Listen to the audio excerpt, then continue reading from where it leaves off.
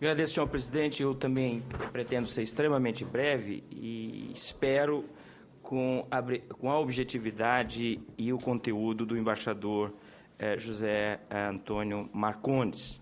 Mas é muito difícil derrotar este querido amigo quando se trata de fazer uma apresentação que diz tudo e consegue cumprir o prazo pela metade, como ocorreu exatamente aqui.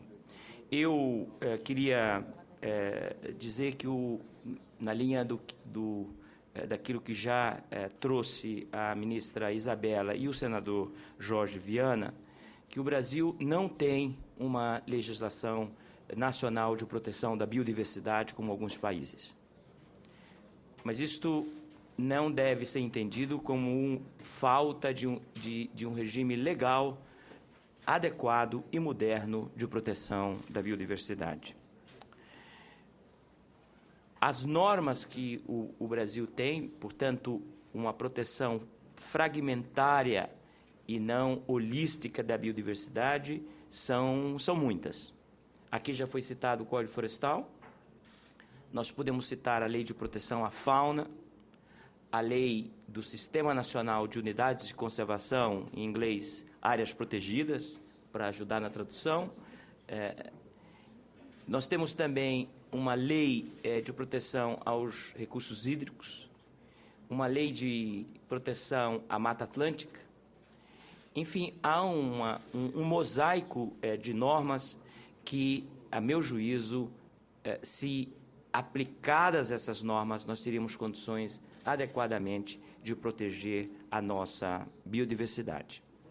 Agora, evidentemente que um sistema fragmentário de proteção da biodiversidade, tanto no plano federal como no plano estadual e, sobretudo, nos estados que têm maior riqueza de florestas, e eu aqui vejo a senadora Sandra Braga, cujo estado do Amazonas sozinho, talvez seja em termos de unidade política, o maior detentor de biodiversidade no mundo, mais de 1 milhão de quilômetros quadrados de floresta tropical.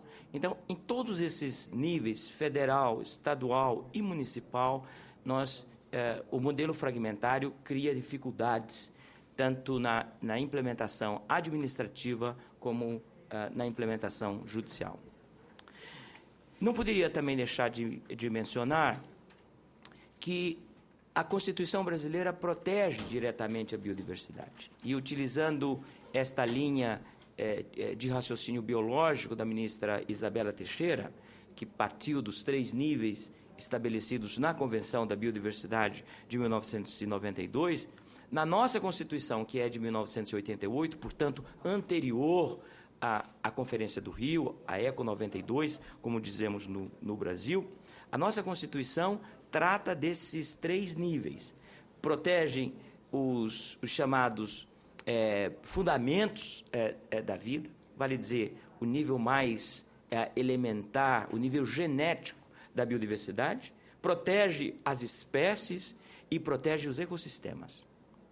Ou seja, o arranjo desses 3 níveis na nossa Constituição, que antecede a Convenção da Biodiversidade, reflete a Convenção da Biodiversidade, que só seria promulgada 4 anos depois. Portanto, um avanço extraordinário, e aí festejamos a Assembleia Constituinte de 1987 e 1988.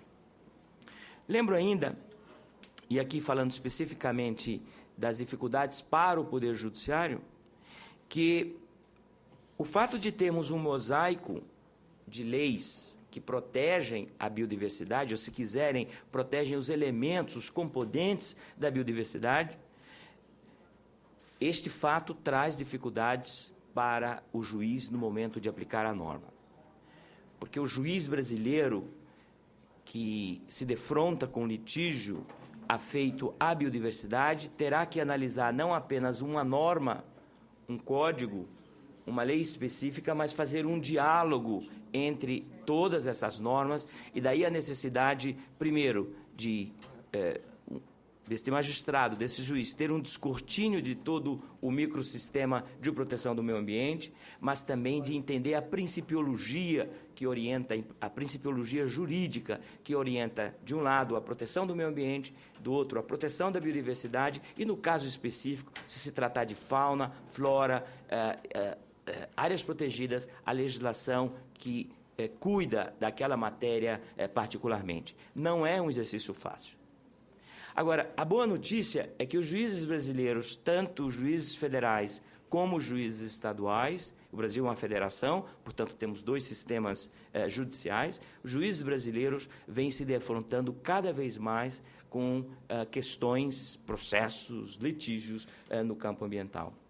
Só no Superior Tribunal de Justiça, no meu tribunal, nós julgamos por ano, a estatística do ano passado, mais de 300 recursos, apelações, mas, enfim, tem um nome próprio, recurso especial, no Superior Tribunal de Justiça, que cuidam diretamente, não é indiretamente, que cuidam diretamente de temas afeitos à biodiversidade. Eu repito, o número é extraordinário, mais de 300 recursos, desde os aspectos genéticos ao licenciamento, no campo florestal, a desmatamento, a espécies ameaçadas de extinção e até mesmo o diálogo com os tratados internacionais.